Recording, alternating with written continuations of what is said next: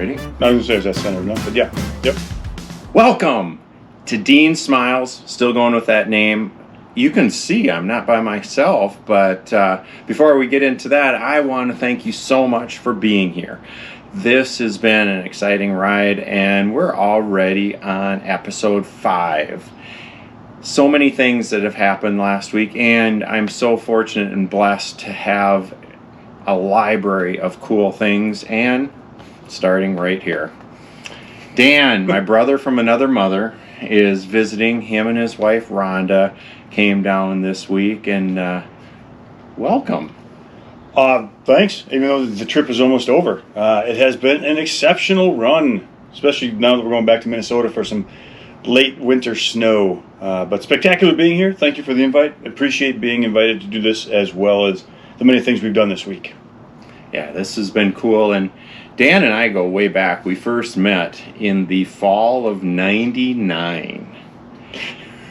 Before I tell my version, Dan, what was your take meeting me? I'm dropped this on because we talked about some of the things we did not talk about this, but what first impressions?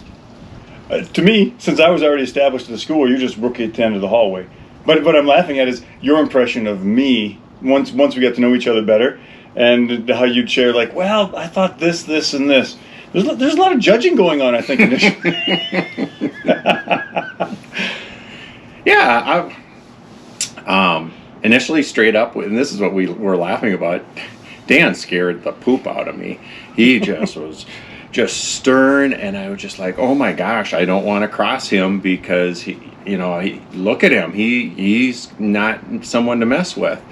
And fast forward, I knew that 2 people in our school got married right before the school year. I did not know who the 2 of them were.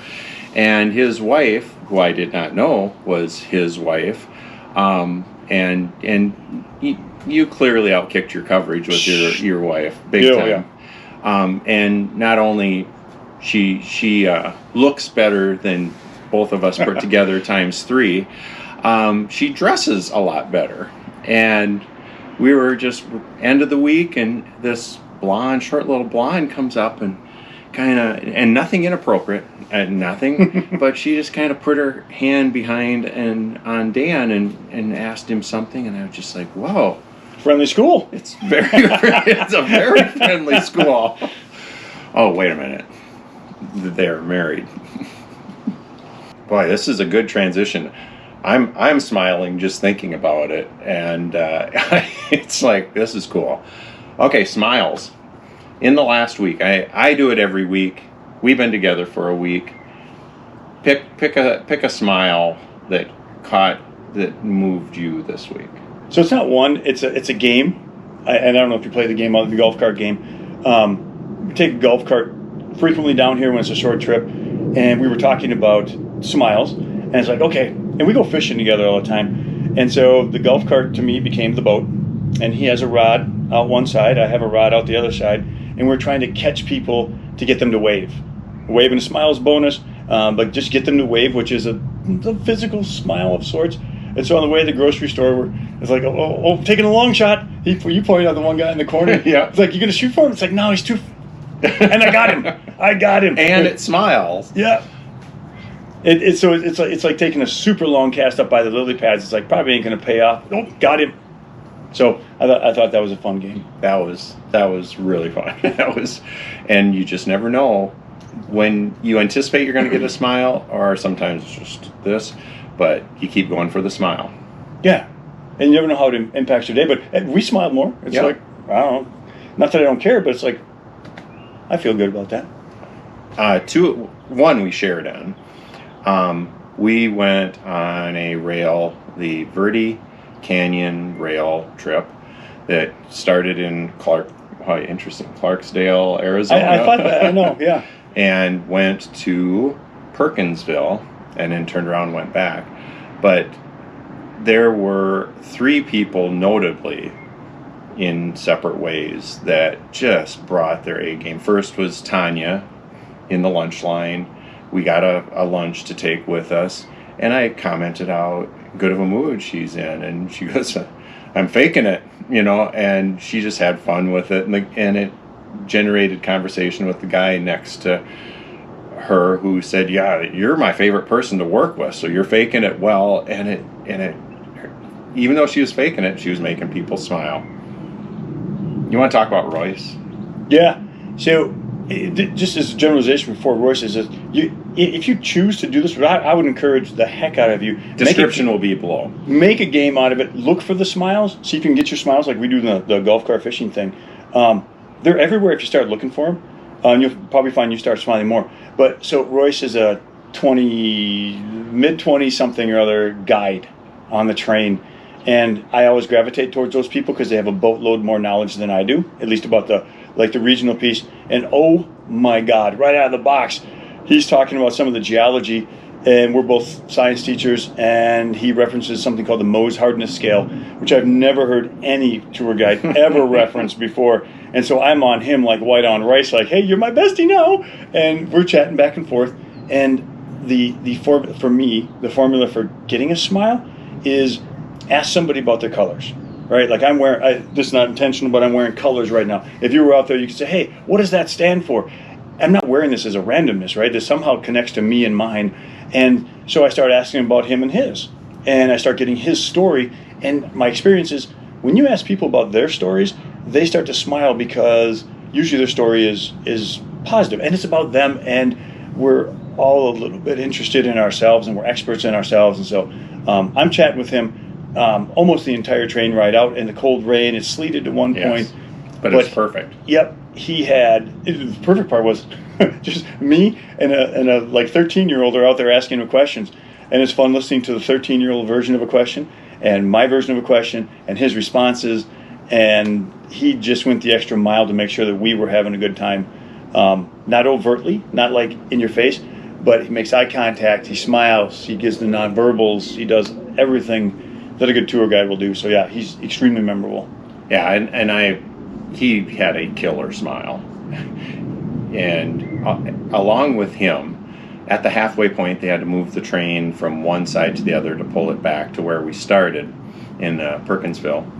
And the bartender, who was telling stories on the inside, and Royce was explaining why this was a station and some of the history. I highly recommend this trip. I highly recommend if you can get on the Wickenburg, if that's their train, you will be thoroughly pleased. And he would pause, and the bartender, and I didn't get her name, she would chime in and basically buy him a little time to recharge, and then he'd take off. And it looked like they had worked together for a very long time and were having fun. You know how long? I think she was her first week or something like that. It was her second week. Yeah. 2 weeks she had worked there, and she brought smiles, he brought smiles. It was really, really cool. The last one that we were both at, and I've been there twice, your wife has been there twice with me, this was your first, Spencer's Place. From what we talked to Ron, how would you describe Spencer's Place? So it's awesome coffee, and I'm sure they have awesome other things. You guys tried the other stuff. It's a nonprofit coffee shop that gives. I'm a teacher, so non-traditional students who might not be able to make it in the. They have developmental barriers. There we go. All right, there you go. Real world skills, like counting money, like taking an order. So it's not a assemble boxes, just simply put tape on there all day long. There's a variety of interactions. So it reminds me of a place at home that does weaving instead of coffee. And both places are taking people who might struggle to have a regular 9-to-5 job, and they're giving them a skill and a trade and the confidence to earn a livable wage and to be able to manage things on their own. And it is a place that I'll constantly support. I will always go to any situation like that and try to put my money where my mouth is and support the entire community and not just a portion of the community. So it was neat. We'll go back we're down here next time. Yeah, for sure. And I went the first time. All that Dan said, I was kind of in awe. I was taking it in, trying to learn a little bit about it. The second time is where the smiles really, I noticed them, because they all genuinely, when someone walks in the door, everybody behind the counter, if they're not working on something, it was like, oh, there's someone here. And it's like, What's my job? How am I? Hello?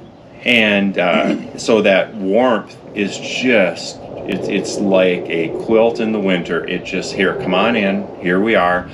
And the server that works with these students, Mel, and she was working with us, and talk about someone that has a killer smile in the best way.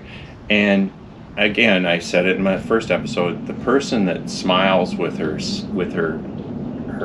lips, but also has the warm smile of her eyes, and she gives you just that charge of energy. And she does it for the same when she's asking, when she's working, when the workers that she's training on how to do something, she does it with compassion and fun. And that's my smile, my second one. So I would ask you, as we come to a close, and you can put comments down below, right? Where do you find the most smiles? What kind of game? I would love to know what kind of game you play to get the smiles. Now, it takes the right person, and he's the right person to play that game, but find that person to play the game. And then, where do you find yourself smiling the most? We've also discussed during this trip that the sound of kids. We were at a baseball game.